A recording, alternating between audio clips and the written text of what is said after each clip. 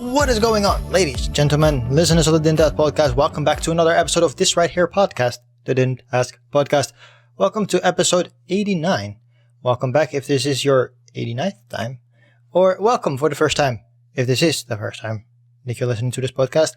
I hope you are going to enjoy this podcast because I put so much work into this podcast. I gather the questions, I do the podcast recording, then I edit it myself, then upload it, do all the stuff around it, descriptions and all of those things. I do all of them things. So I hope you enjoy it. And please, if you do, please subscribe to the YouTube channel. You can find it at Didn't Ask Podcast on YouTube. Should be there very quickly. Has the iconic orange Reddit logo. So you should be able to find it very quickly. But if you enjoy this podcast as well, you can go to Spotify or Apple Podcast and leave a rating on both of those platforms, because that will help the show out tremendously. And we're getting to the big 100. We're close to hitting the 90s now, so we're going to get to single digit episodes till we reach that 100, and I'm very excited for that. Well, that's enough for the introductions. How is everybody doing? Are you doing good? I personally am doing fantastically. I had a great weekend. I had a birthday party of my former dancing teacher son, who was turning 1, which he's a very, very cute boy. And which sounds very nasty. That's not what I meant. I don't mean it like the fucking Family Guy did. Oh, he's a very nice little boy, yes. No, he's a very cute kid. And the funny thing is that I met the kid and his parents a little while back, like a week ago, in the shopping center. I met him in the shopping center. Like, I met him when he was like a very small child, when he was like a couple months old, and now he again turned 1. So he now he recognizes faces, and in my case, he didn't recognize my face, so he immediately started crying, and his parents were just like, "Hey dude, it's just Djimon. He's fine." Because I have known his parents for years at this point. So it was really funny to see that he just immediately started crying. And now on his birthday party, he saw me and he wasn't crying anymore. He was actually laughing. So that's good, right? That's really good. And on Sunday, I went to this thing called the Sigo Race Cafe, which is a very fun show that I watch every week, where they talk about the Formula One and other forms of racing like the MotoGP and the IndyCar and the NASCAR, but mostly Formula One, because that's basically the bread and butter of the show. And I always watched it on TV, and my mom was just like, well, it would be kind of fun to go to one of those recordings, right? It's fun to be in the audience. And I was like, well, I can see what I can do. So I looked up online and saw that you could just get tickets if you were lucky. And I was lucky to get some tickets. So I went to the show on Sunday, and we were hoping to be like somewhere at a good spot to be like, oh, we could be on TV, for maybe a couple seconds. But it turned out that we were right in the middle of the fucking set, basically. So you can see me just 80% of the fucking show. You see me in the background. And then there's this even funnier factor that they have this thing where they go through like the qualifications and how people drive and whatever the fuck. And they show that shit on like a projected screen, right? And I was on one side and then the presenter was on the other side. So if you look at the footage when he goes through like, oh, this is what the qualification was and he was faster in this corner because of this reason, you can see me just standing next to him, basically like in frame. We are the only 2 people on screen, and it is so fucking funny to me that happened, where I am just like, again, 80% of footage that I am there, I'm just on screen somehow. So that was a real fun experience for me to go to and have that footage, because I recorded it and it's collected on the DVR and stuff. So that's really fun to look back on in a couple of years to be like, hey, I was there, and you can see me clear as day in the background, or again, just next to him on the screen. Like, it's fucking weird, but it was a great experience to do. And yeah, that was it. I watched the Misfits Across the Zone Series 3, I think it was the full title of. And there were some fun fights on that card. We saw King Kenny really cement himself in the fact that he is the champion. And I think he wants to fight Slim, right? So that's a thing that might be happening soon. Because, of course, we have the card in January 14th, I believe, where we have a KSI fighting Dylan Dennis, aka Dildo Dennis, aka the man that got choked out by a chocolate chip. Yes, baby. Dildo Dennis has been running his mouth for so many fucking years, and people have been waiting for him to get fucking beat the fuck up by either Jake Paul, and it was supposed to be Logan Paul that was going to take him on, but Logan Paul sadly is injured right now because of his WWE appearance. So KSI is stepping in to hopefully once and for all shut Dildo Dennis up and hopefully banish him to the fucking realm he came from. Because he is from the Troll Land or something like that. He's from Svartalfheim. And by that, you can probably hear and tell that I've been playing God of War Ragnarok, and I've been having a great time so far. I hope to go back to it today, but I'll have to see how things are going with my timing and stuff like that. But yeah, I'm very much looking forward to continue playing that game because it's really fun to me. I've heard people having some issues with it, but I personally really like it. I really like the combination of heavy storytelling, but then combined with like puzzle elements.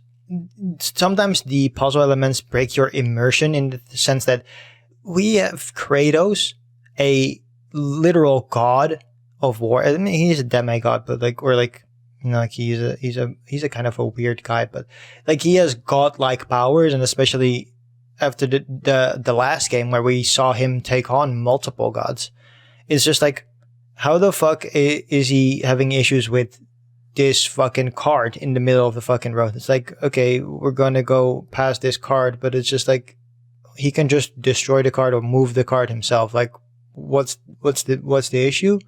So that is a little bit weird sometimes, but I am having a great time. I really like doing the small puzzles and doing the fucking opening the chest and searching for fun things in out there corners and stuff like that. Like, I'm having a great time, and I'm really fully engaged in my time, because normally speaking I would listen to a podcast or stuff like that, but I am not doing that right now, which helps the immersion even more. And especially like if you have played the first God of War, you know that Mimir is the head that Kratos has on his belt.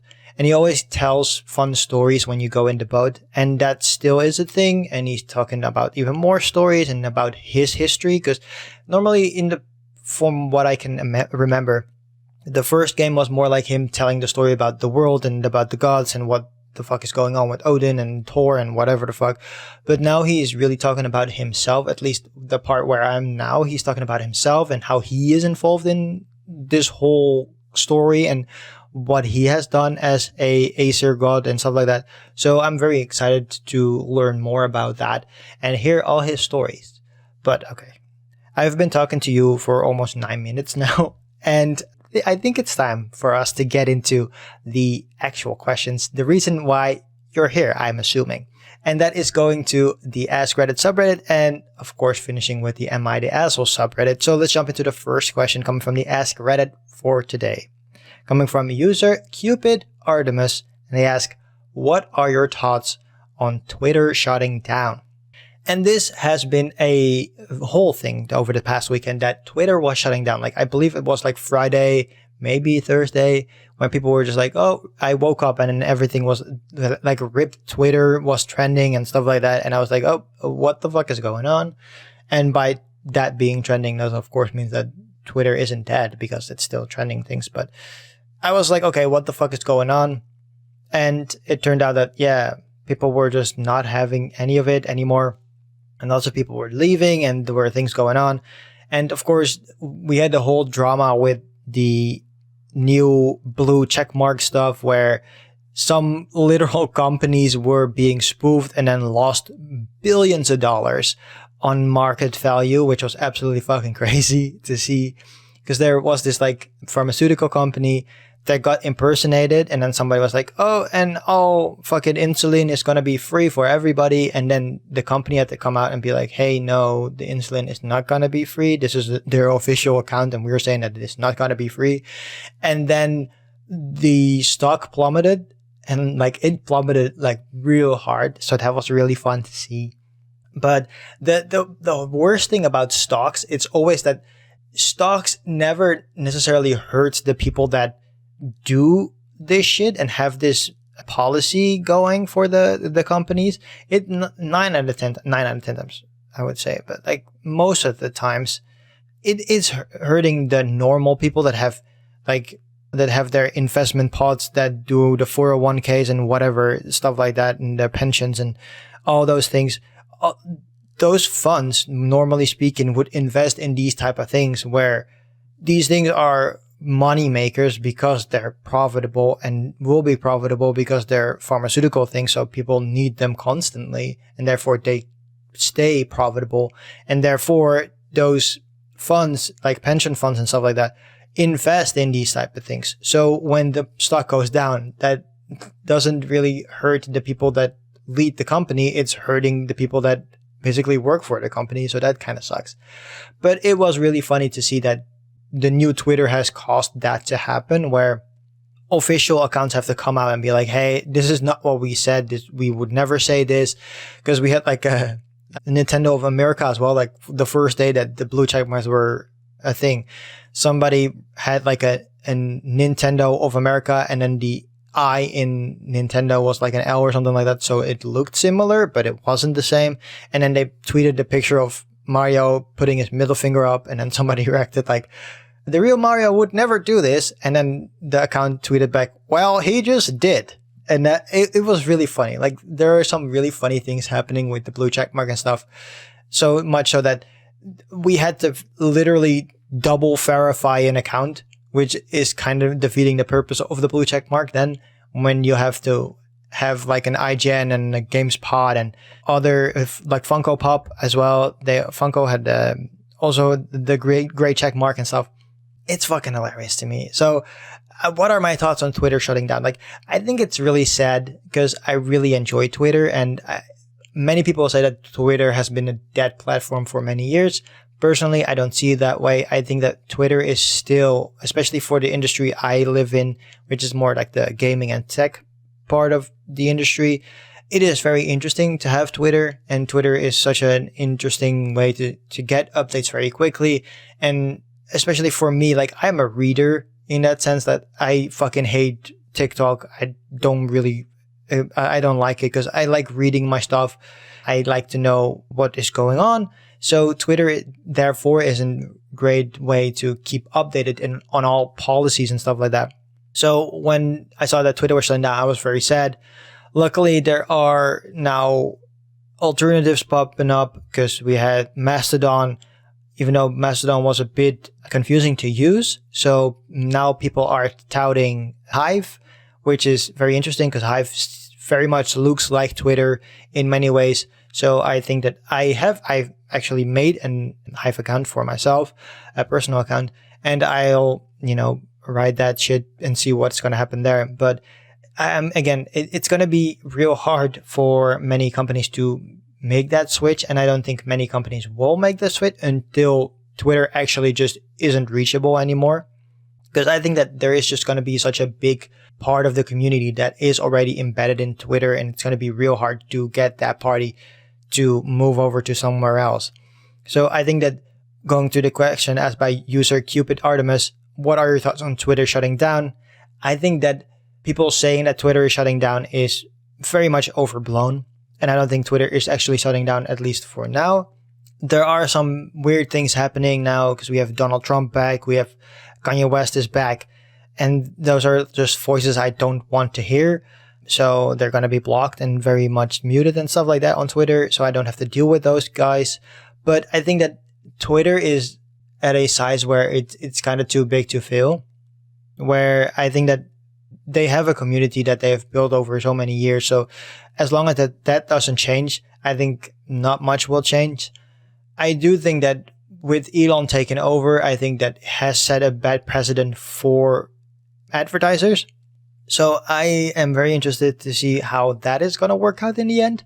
Because I don't think that many advertisers are going to find it funny when people are going to talk about anti-Semitism and modern day Nazism and fucking neo-Nazis and stuff like that. Like, it's going to be really bad when the racism goes through the roof. Because I believe I saw this floating, and I cannot verify this right now as we speak, but I will probably look it up. But there was this stat that somebody tweeted, ironically, that said that after Elon took over Twitter, the use of the word nigger increased by like 2,000% or something like that. It was absolutely insane.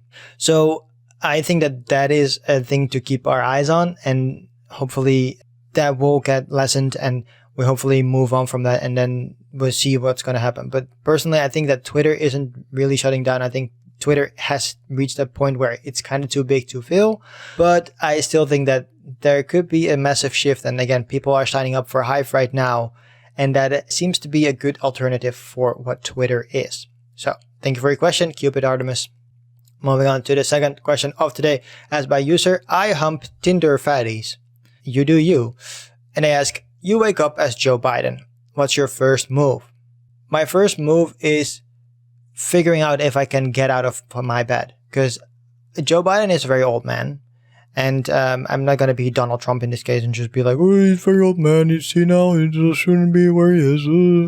No, like, he's a very old man. Like, I saw clips of the pardoning of the turkey for Thanksgiving. And holy fucking shit, this man walks like my fucking grandpa. And my grandpa has feet issues. Like, it's really bad. Sometimes you go like, oh, this man should be doing something else. So if I woke up as Joe Biden, I would be like, fuck, can I get out of bed? Can I walk? What was going on? I feel so old. I want to say especially me because I'm a young lad, but I sometimes feel like a 70-year-old man as well. So I think that there is a question for me there that it's like, hey, can I get up? But yeah, I think that that will just be a wait and see thing. So yeah, going back to the question asked by user I Hump Tinder Fatties. Again, good for you. You wake up as Joe Biden. What's your first move? Again, my first move would be like, okay, can I get out of bed without assistance? And if not, I'm going to ask for assistance. And then we're going to figure out how we're going to do this day. Because I think I will probably fucking drop dead at the end of it. Especially, I think that is a great possibility, right? If you switch bodies with somebody that's really old, I think that your mind maybe wants to do more than it can actually do.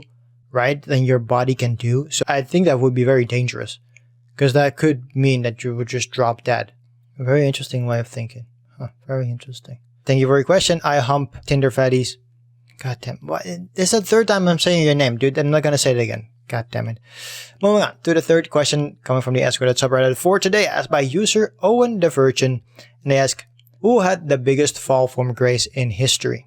Like, there are, especially nowadays, so many stories that we can tell.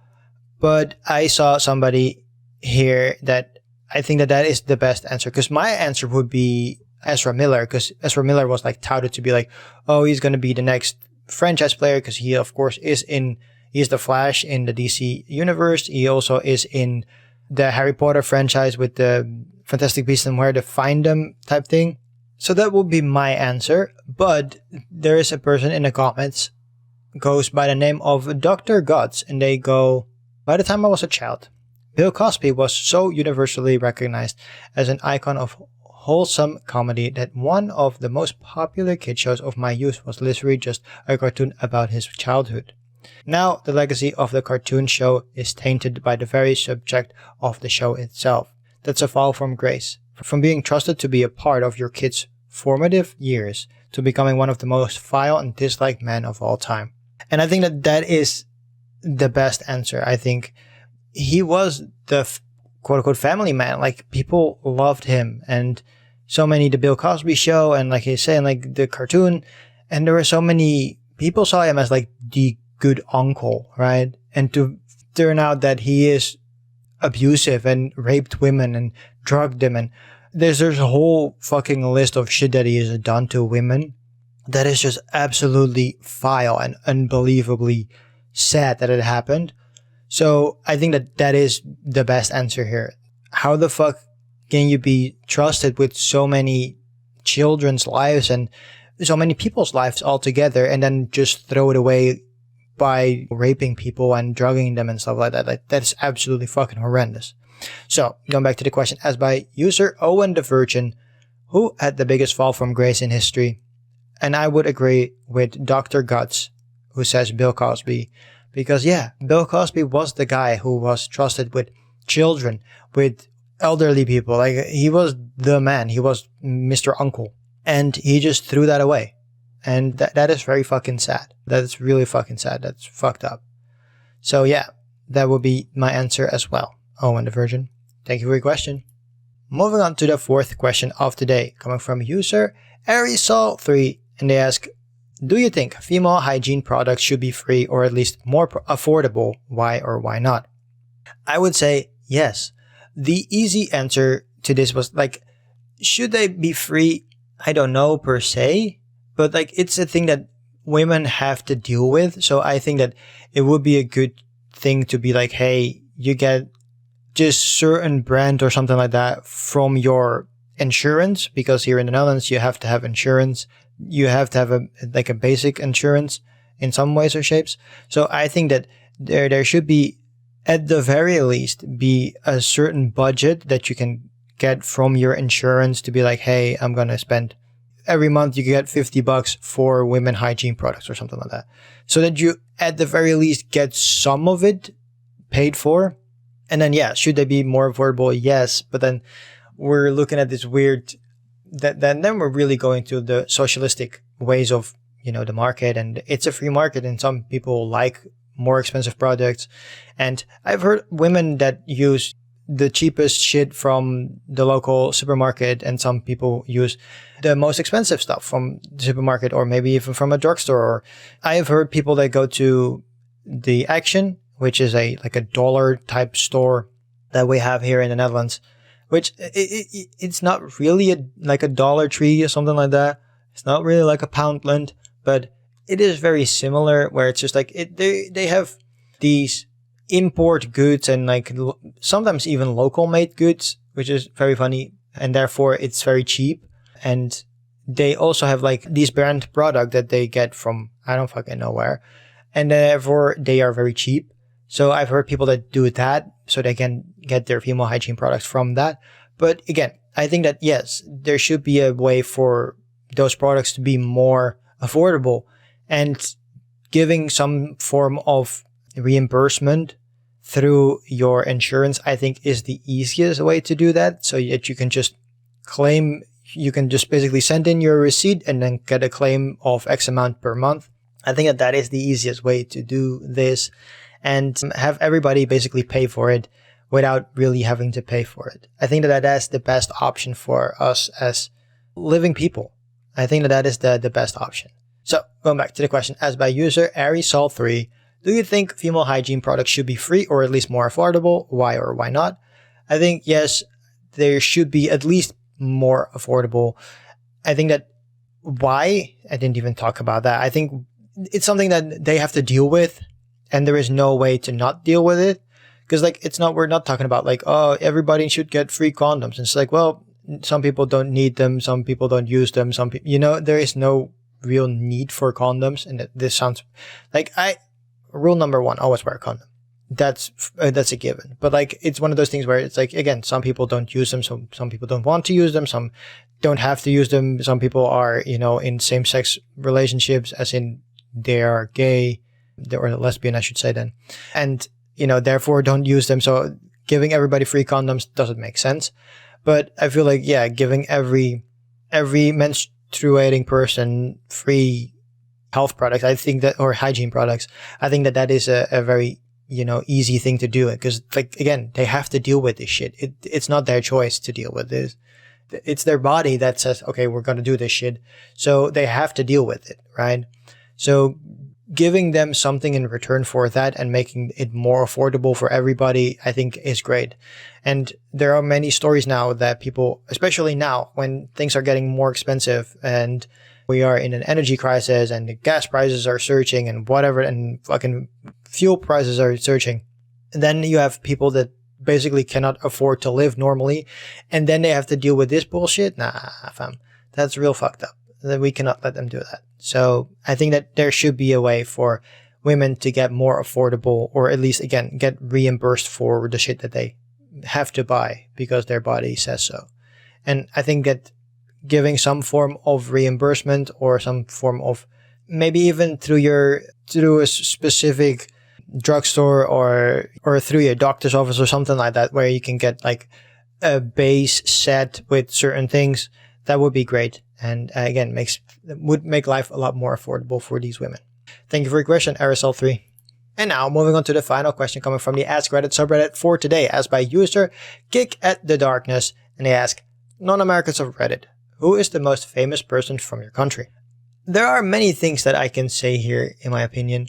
But right now, I think the most famous person is Nikki Tutorials, somehow.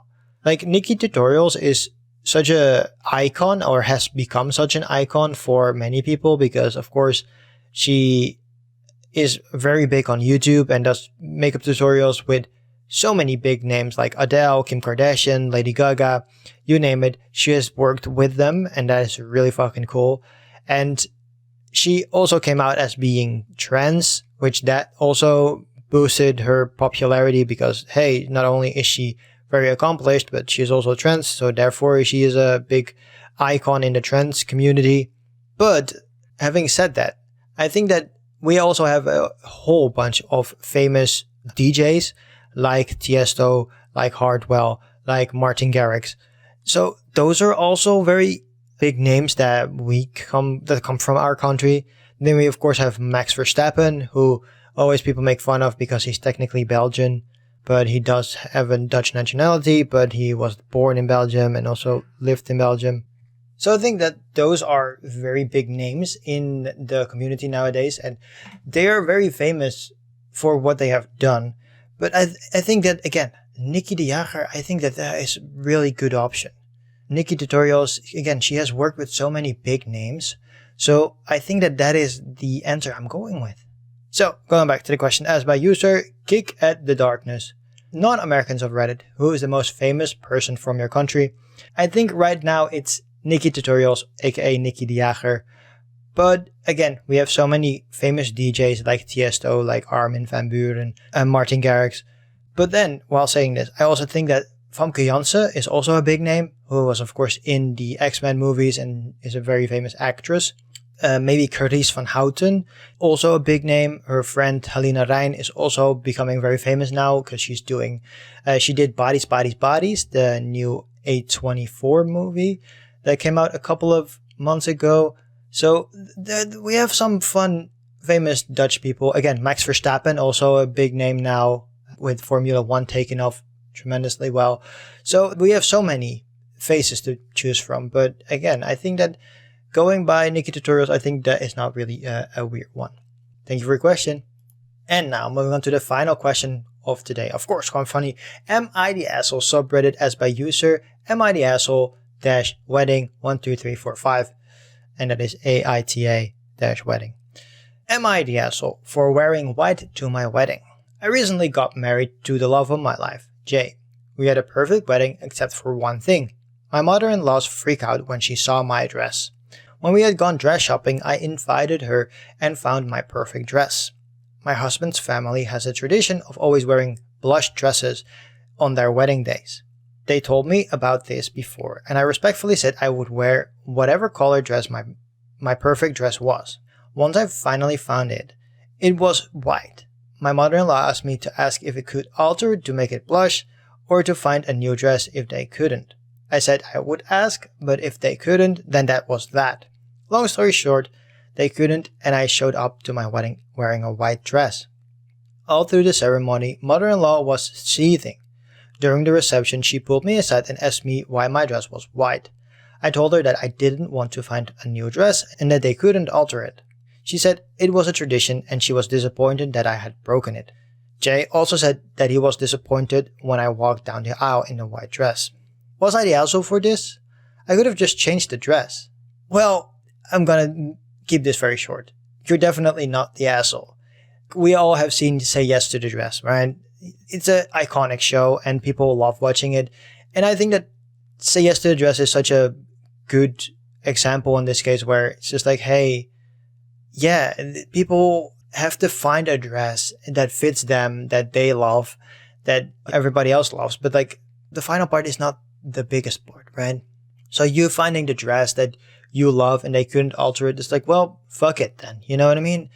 I think that it's also weird that this family is putting the tradition on you, where it's just like, well, it's your family, just figure it out on your side of the family, but this is my side of the family, and I'm gonna just do whatever the fuck I want.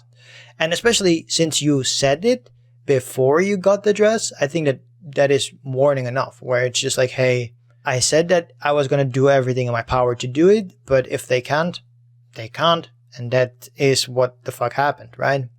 So, am I the asshole for wearing white to my wedding? No, you're definitely not the asshole. You said beforehand that, hey, I'm gonna try, this is the dress I love, I'm gonna try and get it in a different altering, but if they can't, then I won't, and that is what happened. You couldn't, so you didn't, and I am very sad that is the fucking whole thing that they fucking fall over, and it's really sad that your husband is quote unquote disappointed seeing you walking down the aisle. It's like that doesn't sound like a great husband to me. The husband should be happy seeing you walk down the aisle in whatever fucking dress or whatever you want to wear, right? If you want to wear a suit, you wear a fucking suit, dude. Like, that would be so fucking dope. It would be baller as fuck. So, yeah. I would say AITA-wedding12345, you're definitely not the asshole. I think that the family is a bit of an asshole behavior there. Because how can you be disappointed seeing your wife walk down the aisle, or your future wife walk down the aisle? That's a very sad happening. So good luck with that, but you're definitely not the asshole. You are definitely not the problem. And that's going to do it for me for this week. I hope you had a good time, and if you did, please leave a rating on Apple Podcasts and Spotify like I mentioned in the beginning, because both places give you the ability to leave a rating, and that will help the show out tremendously. You can find this show on anchor.fm/didn't-ask-pod. Over here you can find all the links to the places the show is available on, and it's basically everywhere. It's on Pocket Cast, Podcast Addict, Apple Podcast, Amazon Podcast, Spotify, you name it, it's fucking there. Stitcher, fucking it's there, bro. It's there. If it's not, let me know. You can do that by going to that anchor.fm/didn't-ask-pod link and press the message button in the top of the fucking screen. Over there, you can just let me know where the fucking podcast isn't available on, and I'll do my best to get it there. You can use that button as well to record a voice memo of you asking your personal question to me, and I'll do my best to answer it right on this right here podcast. If you don't want your voice to be heard on this right here podcast, I can totally understand that. Just say it somewhere in your message, and I'll just read your question out myself so you can still get your question answered, but stay anonymous doing it. I'll be back next week, and in the meantime and in between time, you can see what I'm watching on Trek.tv. That link will also be in the show description as well, like the previously mentioned links as well. And over here, you can see all the TV shows and movies that I'm watching, sometimes while I'm watching them. So that is fun, so you can keep up with me and maybe even ask me a question about that. So that's going to do it for me for this week. I hope you had a good time. Thanks for listening. Bye.